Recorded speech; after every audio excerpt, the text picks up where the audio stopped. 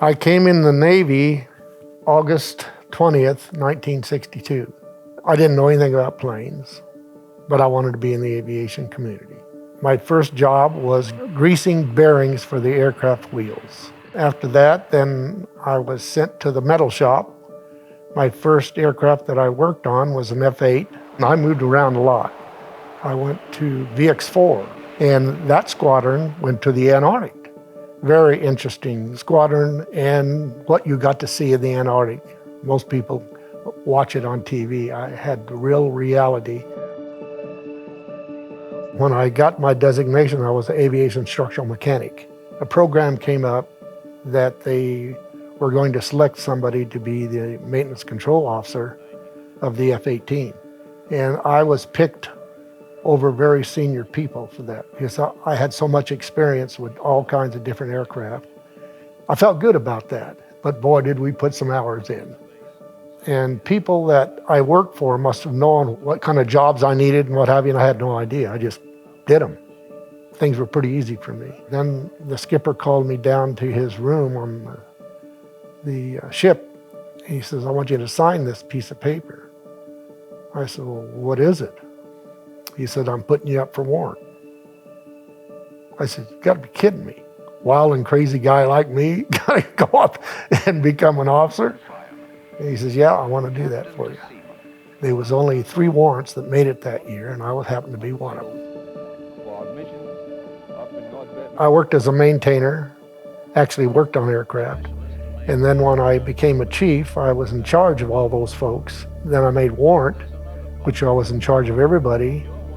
And I had to make sure that everything was done safely. And I was running around that deck all the time.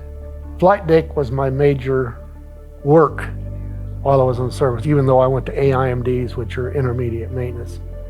And you start out packing chains and getting planes ready to, you're a warrant officer, and you've got a lot of responsibilities.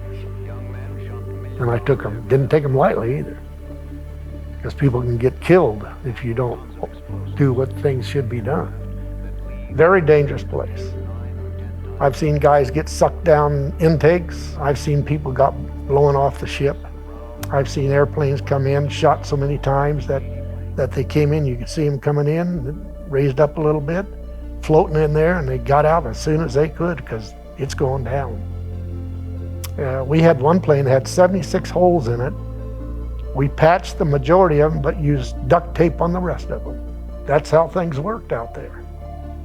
And I was right in the middle of it, and I loved it. It was exciting. That's what we sent our planes out. It was going to Vietnam back in, I believe it was the latter part of '63, and then we went all the way to '66. And one time, we had 12 aircraft in our squadron. We were down to 2. The rest of them got shot out. And we were about ready to come home. Skipper went on flight. The last words they heard of him was, they got me. That's when my heart broke, losing a man like him. If you got right down to it, I spent 5 years, 8 months total ship time. That's going deployed with squadrons. But you know, when you're on ship, they keep you busy enough that you don't have time to think about anything. I got up in the morning, had breakfast, went on to work, come back 15 minutes later, I was back up there on the flight deck, sending them off at the pointy end. That was my job.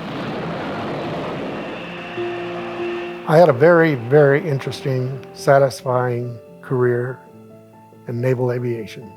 I loved it.